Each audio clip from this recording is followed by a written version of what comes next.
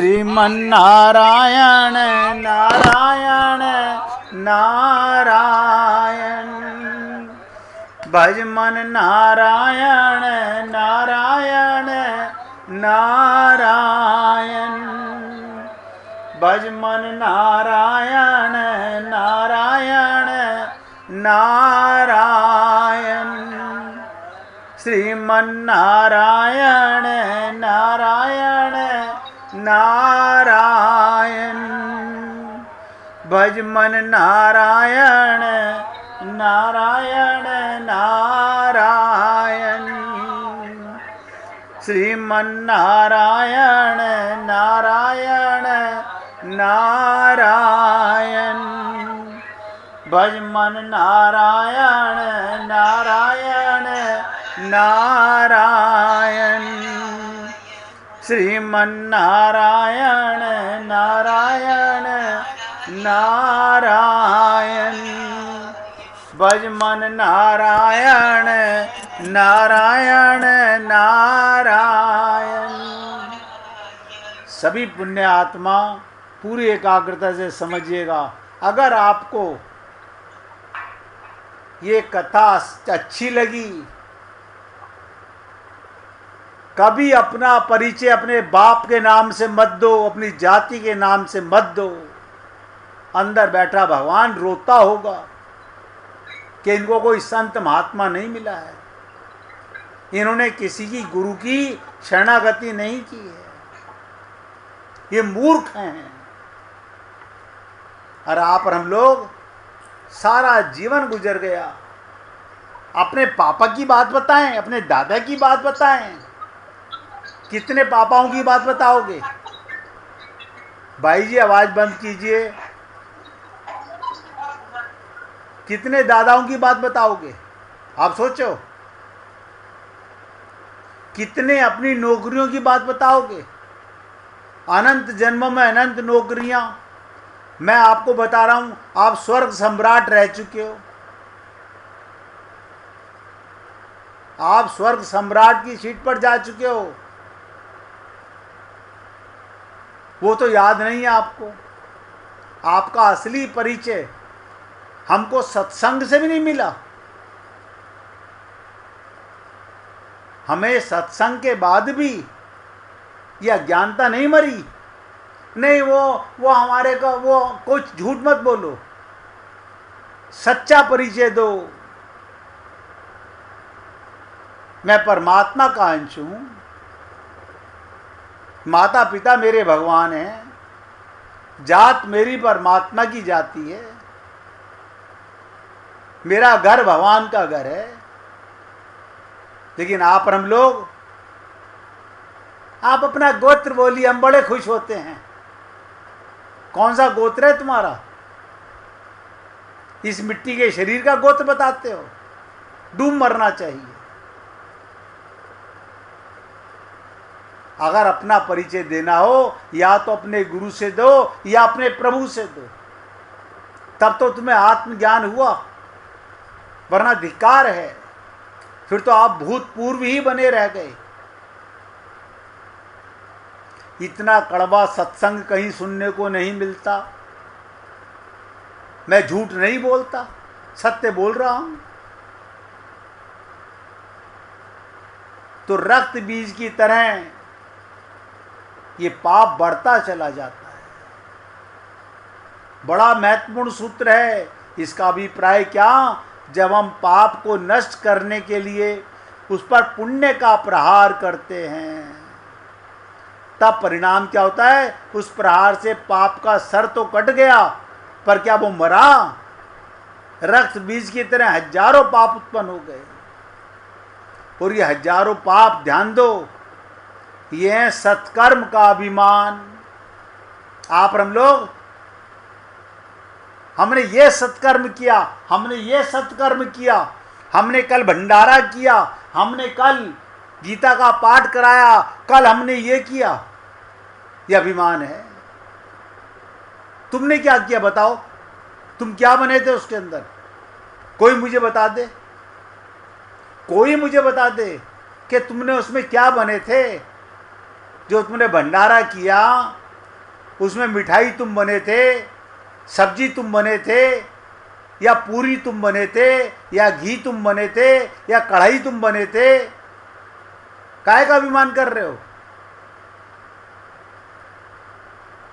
ये सत्कर्म है हमारे, यही दुष्कर्म है। मैंने इतनी पूजा की, मैंने इतना पाठ किया, मैंने इतने सत्कर्म किए, इतना दान किया, जिधर देखो उधर ही चारों ओर हजारों रक्त बीज उत्पन्न हो गए। मेरे शब्द अच्छे नहीं लग रहे होंगे, मेरे शब्द मुझे पता है अच्छे नहीं लग रहे होंगे, लेकिन मैं अगर आपके रक्त बीजों को बढ़ाता रहूं तो मैं भी दंड का अधिकारी हूं।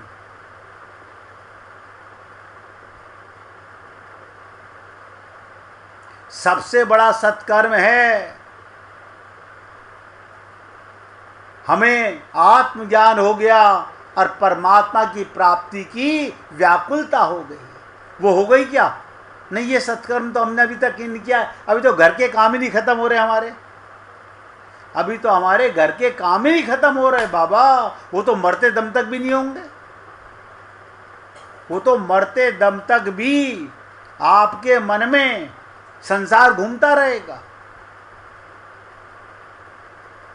वो अब कहाँ तक पहुँचे होंगे, वो कहाँ पहुँच गए होंगे, उनका फोन नहीं आया, ये चलता रहेगा मरते दम तक भी। और मैंने आपको बताया हमारे हजारों पाप क्या हैं? ये हैं सत्कर्म का अभिमान। कभी किसी को अपने सत्कर्मों के बारे में मत बताओ। क्यों? अंदर भगवान जानता है कि तुमने कौन से सत्कर्म किए हैं। करते हो तुम कन्हैया मेरा नाम हो रहा है। कभी कह के देखो, जो प्रभु कर रहे हैं वो हो रहा है, मैं करना कहाँ? करने वाला कौन? सब भगवान कर रहे हैं। इसलिए आपसे निवेदन करूंगा, कभी अभिमान मत लाना। मैंने इतनी पूजा, इतना पाठ, इतना सत्कर्म किया, इतना दान किया, जिधर देखो उधर चारों ओर हजारों रक्त बीज इकट्ठे कर लिए। अब बात आती है ये, इस रक्त बीज को, ये जो हमारे अंदर अभिमान आ गया पागलपने का, है कुछ नहीं, पागलपने का। इस रक्त बीज को मारने का उपाय क्या है? अब बताओ, मैं आपको बता दूं कि रक्त बीज को मारने का उपाय क्या है, सत्कर्म का अभिमान को मारने का उपाय क्या है, और आप करो नहीं तो सुनने का क्या लाभ है? इस टॉपिक को टाल देता हूं, छोड़ देता हूं, क्योंकि आप आदत से बाज नहीं आएंगे। सत्कर्मों का ढिंडोरा बिना पीटे हमारा खाना हजम नहीं होता, हमें चैन नहीं पड़ता, हमें झूठी तारीफें सुनने की आदत पड़ चुकी है। मेरा मन कर रहा है इस टॉपिक को छेड़ा ही ना जाए, क्योंकि मैं बोलूँगा, मैं सत्य बोलूँगा, और सत्य बड़ा कड़वा होता है।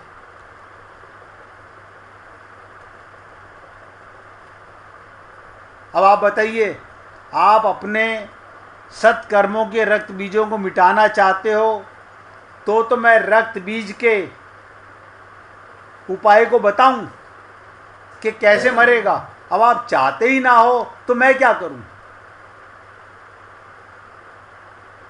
देखिए, किसी भक्त का ये जवाब नहीं आया कि हम मारना चाहते हैं, हम अभिमान से बचना चाहते हैं।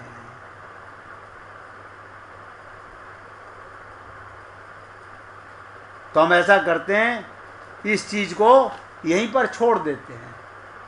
बचना चाहते हैं गुरुजी, बचना चाहते हैं। हैं? बचना चाहते हैं गुरुजी। देखियो, आप अकेले बचना चाहते हो तो अकेले कभी पूछ लेना, आपको बता दूंगा। देखो ना, जब बाकी बचना नहीं चाहते बाकी सब अभिमान पाले रखना चाहते हैं, तो मैं क्या करूं? गुरुजी ऐसी बात नहीं है। कैसी बात है फिर? आप मुझे बताओ। चाहते हैं नहीं नहीं, तो फिर हमें पता लग रहा है। आप मुझे बताओ, मैंने क्या कहा? आप बीमारी को तो खत्म करना चाहते हो, शरीर की बीमारी का इलाज तो कराना चाहते हो। ये मन के जो रोग हैं, ये जो रक्त बीज है, ये नहीं मारना चाहते हम। वीना जी, आप भी कुछ बोलना चाह रही हैं? स्पीकर खोल के बोलो। आपका स्पीकर बंद है। आप कह रहे इस टॉपिक पे बात नहीं करें, तो आप जब तक इस पे बात नहीं करेंगे तो हमें कैसे पता चलेगा किसी चीज का? मैं तो कह रहा हूं ना, आप मुझे बताओ, आप डॉक्टर के पास जाते हो रोग को मिटाने के लिए।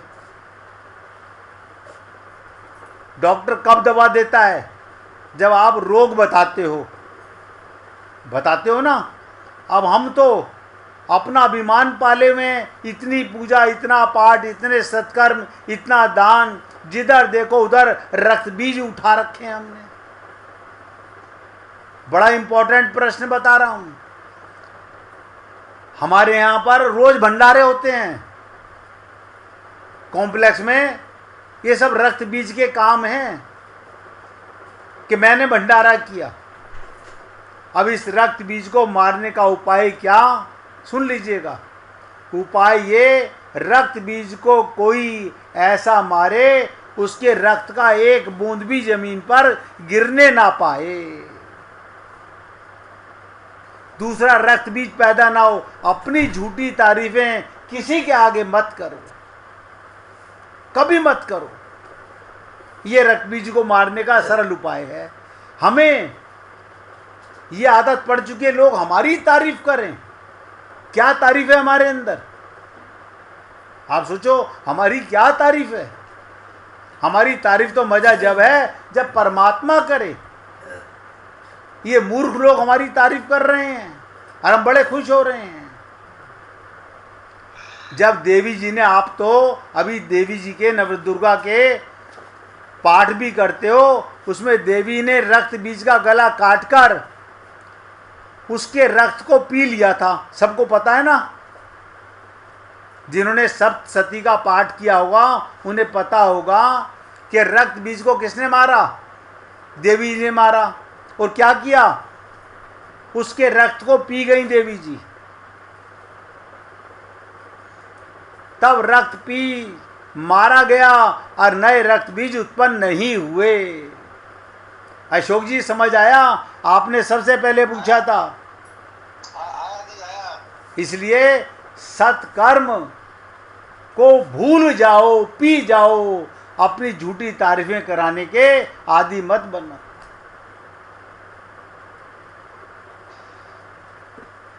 क्यों? ध्यान दीजिएगा। एक बूंद भी जमीन पर नहीं गिरी, तब रक्त बीज मारा गया और नए रक्त बीज उत्पन्न नहीं हुए। तो सत्कर्म के द्वारा जब पाप का प्रहार किया जाएगा और अधोगामी होगा, तो पुनः रक्त बीजों की सृष्टि हो जाएगी। लोग हमारी तारीफ करें, ये रक्त बीज को पैदा करने के समान है।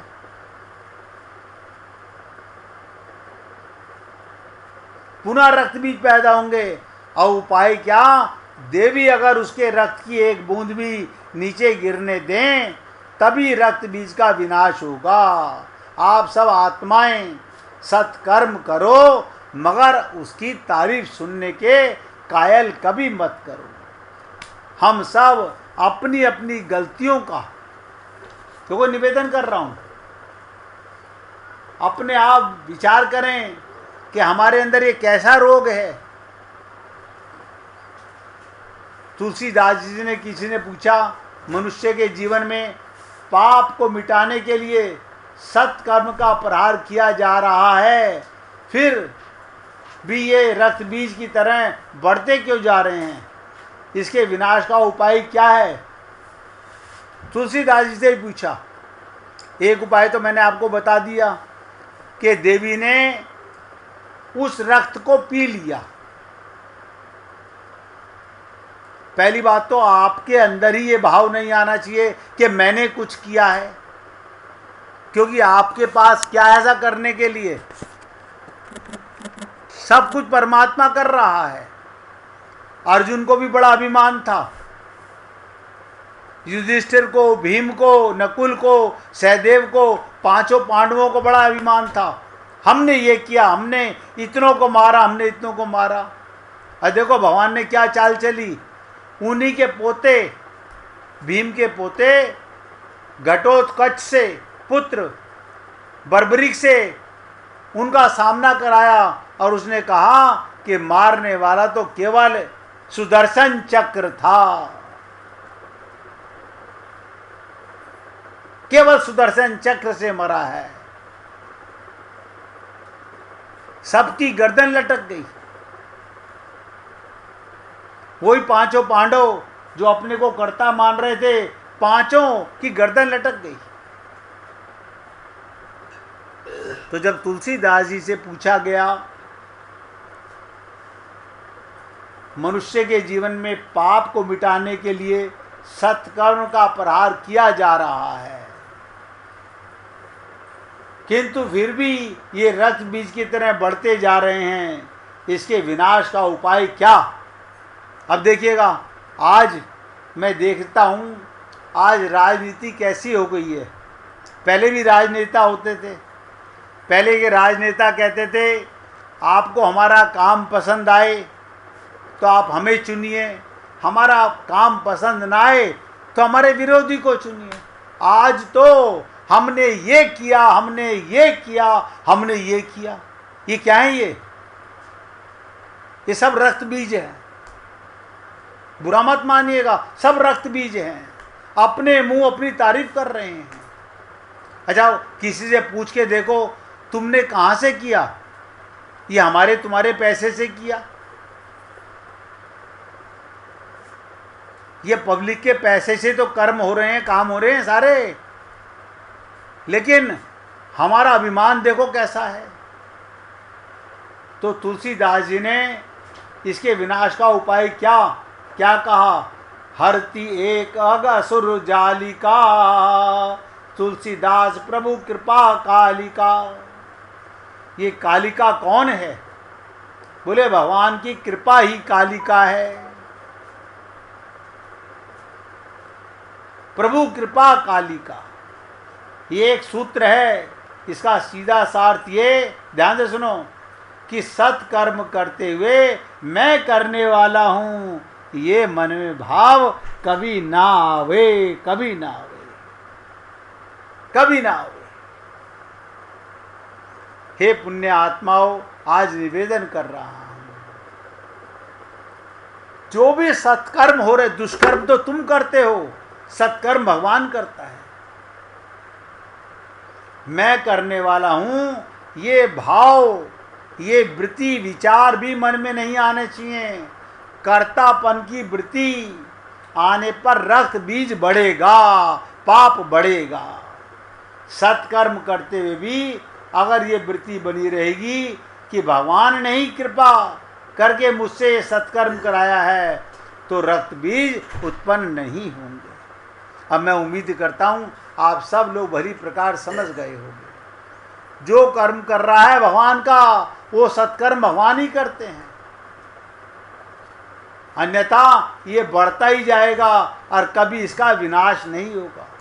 इसलिए अहम के विनाश की, बहुत ध्यान से सुनो, अहम के विनाश की जो प्रक्रिया है उसका संकेत रामचरितमानस में कुंभकर्ण के संदर्भ में दिया गया।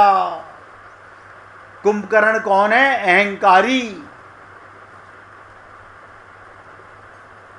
कुंभकर्ण रूपी अहम को जगाया गया। जब रावण ने देखा मेरी बहुत सेना मारी जा चुकी, तो रावण ने अपने भाई कुंभकर्ण को, अहंकार को, अभिमान को जगाया, अहम को जगाया।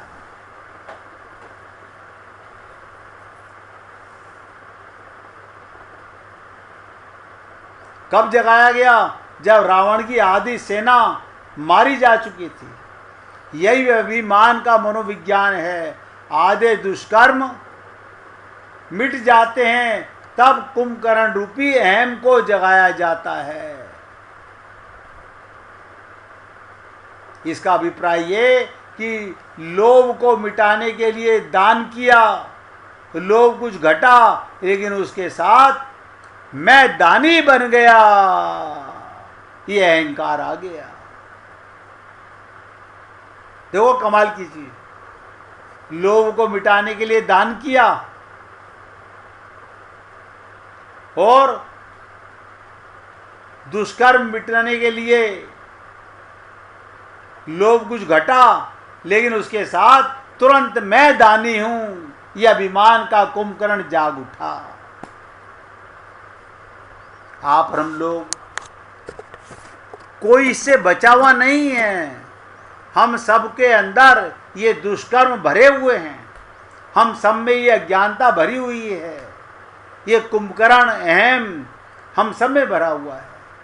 बस सत्कर्म के द्वारा आधे पाप के न कष्ट होते ही जैसे ही नष्ट होते हैं, इसके जागने का बड़ा डर है।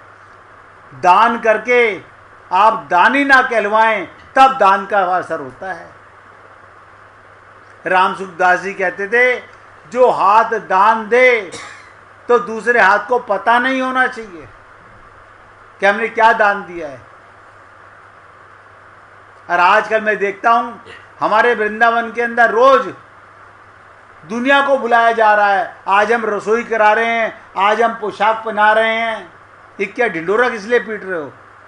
पहना भगवान को रहे हो, बता संसार को क्यों रहे हो? अहम की तुष्टि नहीं होती जब तक लोग हमारी तारीफ ना करें।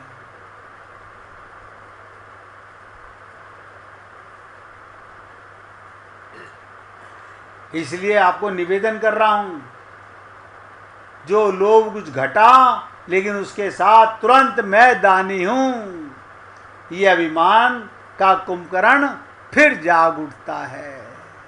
हे पुण्य आत्माओं, ये छोटे छोटे सत्संग के बातें आपके जीवन में अमृत घोल सकती हैं। अगर आप कसम खाते चलो, आज के बाद मैं कभी अपने को अहंकार अभिमान रूपी कुंभकर्ण को नहीं जगाऊंगा,